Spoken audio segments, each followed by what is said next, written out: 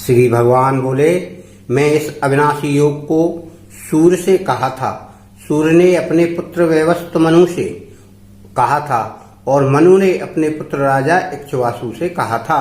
हे परंतप अर्जुन, इस प्रकार परंपरा से प्राप्त इस योग को राज ऋषियों ने जाना, किंतु उसके बाद वह योग बहुत काल से इस पृथ्वी पर लोप हो गया। अतः तू मेरा भक्त बन और प्रिया सखा है, इसीलिए वही पुरातन योग आज मैंने तुझको कहा है, क्योंकि यह बड़ा ही उत्तम रहस्य है, अर्थात गुप्त रखने योग्य विषय है। अर्जुन बोले, आपका जन्म तो अर्वाचीन यानी अभी हाल का है और सूर्य का जन्म बहुत पुराना है, अर्थात कल्प के आदि में हो चुका था। तब मैं इस बात को कैसे समझूं कि आप ही ने कल्प के आदि में सूर्य से यह योग कहा था। श्री भगवान बोले, हे परंतप अर्जुन, मेरे और तेरे बहुत से जन्म हो चुके हैं, उन सबको तू नहीं जानता, किंतु मैं जानता हूँ। मैं अजन्मा और अविनाशी स्वरूप होते हुए भी तथा समस्त प्राणियों का ईश्वर होते हुए भी अपनी प्रकृति को अधीन करके अपनी योग माया से प्रकट हो जाता हूँ। हे भारत, जब जब धर्म की हानि और अधर्म की वृद्धि होती है, तब तब ही मैं अपने रूप को रचता हूँ, अर्थात संसार रूप के लोगों के सम्मुख प्रकट होता हूँ। साधु पुरुषों का उद्धार करने के लिए, पाप कर्म करने वालों का विनाश करने के लिए और धर्म की अच्छी तरह से स्थापना करने के लिए मैं युग युग में प्रकट हुआ करता हूँ। हे अर्जुन, मेरे जन्म और कर्म दिव्य अर्थात निर्मल और अलौकिक हैं। इस प्रकार जो मनुष्य तत्व से जान लेता है, वह शरीर को त्याग कर फिर जन्म को प्राप्त नहीं होता, किंतु मुझे ही प्राप्त होता है। पहले भी जिनके राग, भय और क्रोध सर्वथा नष्ट हो गए थे और जो मुझ में अनन्य प्रेम पूर्वक स्थित रहते थे, ऐसे मेरे आश्रित रहने वाले बहुत से भक्त उपर्युक्त ज्ञान रूप तप से पवित्र होकर मेरे स्वरूप को प्राप्त हो चुके हैं। हे अर्जुन, जो भक्त मुझे जिस प्रकार भजते हैं, मैं भी उनको उसी प्रकार भजता हूँ, क्योंकि सभी मनुष्य सब प्रकार से मेरे ही मार्ग का अनुसरण करते हैं। इस मनुष्य लोक में कर्मों के फल को चाहने वाले लोग देवताओं को पूजन किया करते हैं, क्योंकि उनको कर्मों से उत्पन्न होने वाली सिद्धि शीघ्र मिल जाती है। ब्राह्मण, क्षत्रिय, वैश्य और शूद्र, इन 4 वर्णों का समूह गुण और कर्मों के विभाग पूर्वक मेरे द्वारा रचा गया है। इस प्रकार उस सृष्टि, रचना आदि कर्म का कर्ता होने पर भी मुझ अविनाशी परमेश्वर को तू वास्तव में अकर्ता ही जान। कर्मों के फल में मेरी स्पृहा नहीं है, इसलिए मुझे कर्म लिप्त नहीं करते। इस प्रकार जो मुझे तत्व से जान लेता है, वह भी कर्मों से नहीं बंधता। पूर्व काल में मुमुक्षुओं ने भी इस प्रकार जानकर ही कर्म किए हैं, इसलिए तू भी पूर्वजों द्वारा सदा से किए जाने वाले कर्मों को ही कर। कर्म क्या है और अकर्म क्या है, इस प्रकार इसका निर्णय करने में बुद्धिमान पुरुष भी मोहित हो जाते हैं। इसीलिए वह कर्म तत्व में तुझे भली बात समझाकर कहूंगा, जिसे जानकर तू अशुभ से अर्थात यानी कर्म बंधन से छूट जाएगा। कर्म का स्वरूप भी जानना चाहिए और अकर्म का स्वरूप भी जानना चाहिए तथा विकर्म का रूप भी जानना चाहिए, क्योंकि कर्म की गति गहन है। जो मनुष्य कर्म में अकर्म देखता है और जो अकर्म में कर्म देखता है, वह मनुष्यों में बुद्धिमान है और वह योगी समस्त कर्मों को करने वाला है। जिसके संपूर्ण शास्त्र सम्मत कर्म बिना कामना और संकल्प के होते हैं तथा जिसके समस्त कर्म ज्ञान रूप अग्नि के द्वारा भस्म हो गए हैं, उस महापुरुष को ज्ञानी जन भी पंडित कहते हैं। जो पुरुष समस्त कर्मों में और उनके फल में आसक्ति का सर्वथा त्याग करके संसार के आश्रय से मोहित हो गया है और परमात्मा में नित्य तृप्त है, वह कर्मों में भली भांति बरतता हुआ भी वास्तव में कुछ भी नहीं करता। जिसका अंतःकरण और इंद्रियों के सहित शरीर जीता हुआ है और जिसने समस्त भोगों की सामग्री का परित्याग कर दिया है, ऐसा आशा रहित पुरुष केवल शरीर संबंधी कर्म करता हुआ भी पापों को भी नहीं प्राप्त होता। जो बिना इच्छा के अपने आप प्राप्त हुए पदार्थ में सदा संतुष्ट रहता है, जिसमें ईर्ष्या का सर्वथा अभाव हो गया है, जो हर्ष, शोक आदि द्वंद्वों से सर्वथा अतीत हो गया है, ऐसा सिद्धि और असिद्धि में सम रहने वाला कर्मयोगी कर्म करता हुआ भी उनसे नहीं बंधता।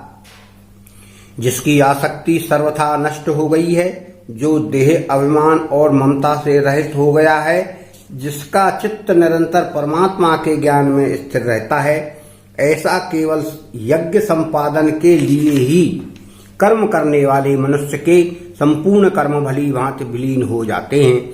जिस यज्ञ में अर्पण अथवा श्रवा आदि भी ब्रह्म है, हवन किए जाने योग्य द्रव्य भी ब्रह्म है तथा ब्रह्म रूप कर्ता के द्वारा ब्रह्म रूप अग्नि में आहुति देना ही क्रिया भी ब्रह्म है, उस ब्रह्म कर्म में स्थित रहने वाले योगी द्वारा प्राप्त किए जाने योग्य फल भी ब्रह्म ही है।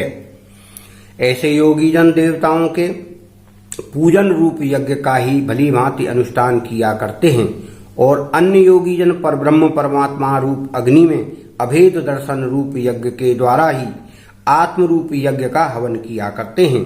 अन्य योगी जन स्रोत आदि समस्त इंद्रियों को संयम रूप अग्नि में हवन किया करते हैं और दूसरे योगी लोग शब्द आदि समस्त विषयों को इंद्रिय रूप अग्नि में हवन किया करते हैं। दूसरे योगी जन इंद्रियों की संपूर्ण क्रियाओं को और प्राणों की समस्त क्रियाओं को ज्ञान से प्रकाशित आत्म संयम योग रूप अग्नि में हवन किया करते हैं। कई पुरुष द्रव्य संबंधी यज्ञ करने वाले हैं, कितने ही तपस्या रूप यज्ञ करने वाले हैं तथा दूसरे कितने ही योग रूप यज्ञ करने वाले हैं, कितने ही अहिंसा आदि तीक्ष्ण व्रतों से युक्त यत्नशील पुरुष स्वाध्याय रूप ज्ञान रूप यज्ञ करने वाले हैं।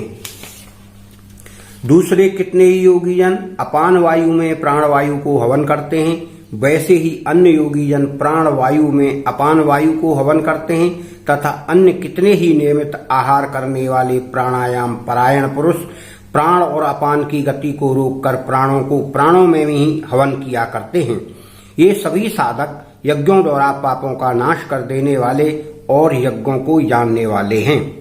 हे कुरुश्रेष्ठ अर्जुन, यज्ञ से बचे हुए अमृत का अनुभव करने वाले योगी जन सनातन पर ब्रह्म परमात्मा को प्राप्त होते हैं और यज्ञ न करने वाले पुरुष के लिए तो यह मनुष्य लोक भी सुखदायक नहीं है, फिर परलोक कैसे सुखदायक हो सकता है। इसी प्रकार और भी बहुत तरह के यज्ञ वेद वाणी में विस्तार से कहे गए हैं। उन सबको तू मन इंद्रिय और शरीर की क्रिया द्वारा संपन्न होने वाले जान। इस प्रकार तत्व से जानकर उनके अनुष्ठान द्वारा तू कर्म बंधन से सर्वथा मुक्त हो जाएगा। हे परंतप अर्जुन, द्रव्यमय यज्ञ की अपेक्षा ज्ञान यज्ञ अत्यंत श्रेष्ठ है तथा यावन मात्र संपूर्ण कर्म ज्ञान में समाप्त हो जाते हैं। उस ज्ञान को तू तत्वदर्शी ज्ञानियों के पास जाकर समझ।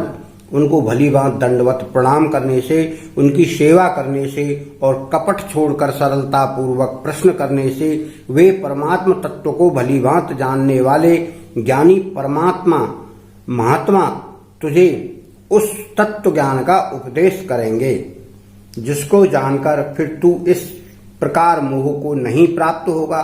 तथा हे अर्जुन, जिस ज्ञान के द्वारा तू संपूर्ण भूतों को निशेष भाव से पहले अपने में और फिर पीछे मुझ सच्चिदानंद घन परमात्मा में देखेगा, यदि तू अन्य सब पापियों से भी अधिक पाप करने वाला है तो भी तू ज्ञान रूप नौका द्वारा निसंदेह संपूर्ण पाप समुद्र से भली भांति तर जाएगा। क्योंकि हे अर्जुन, जैसे प्रज्वलित अग्नि ईंधनों को भस्म कर देती है, वैसे ही ज्ञान रूप अग्नि संपूर्ण कर्मों को भस्म कर देती है। इस संसार में ज्ञान के समान पवित्र करने वाला निसंदेह कुछ भी नहीं है। उस ज्ञान को कितने ही काल से कर्मयोग के द्वारा शुद्धांतकरण हुआ मनुष्य अपने आप ही आत्मा में पा लेता है।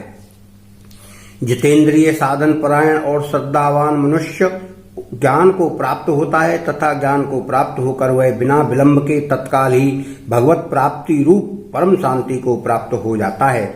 विवेकहीन और श्रद्धा रहित संशय युक्त मनुष्य परमार्थ से अवश्य भ्रष्ट हो जाते हैं। ऐसे संशय युक्त मनुष्य के लिए न यह लोक है, न परलोक है और न सुख ही है।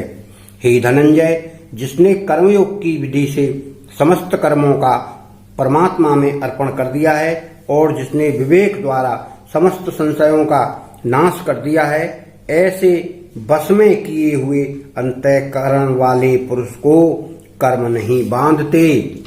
इसलिए हे भरतवंशी अर्जुन, तू हृदय में स्थित इस ज्ञान जनित अपने संशय का विवेक ज्ञान रूप द्वारा तलवार द्वारा छेदन करके समत्व रूप कर्मयोग में स्थित हो जा और युद्ध के लिए खड़ा हो जा।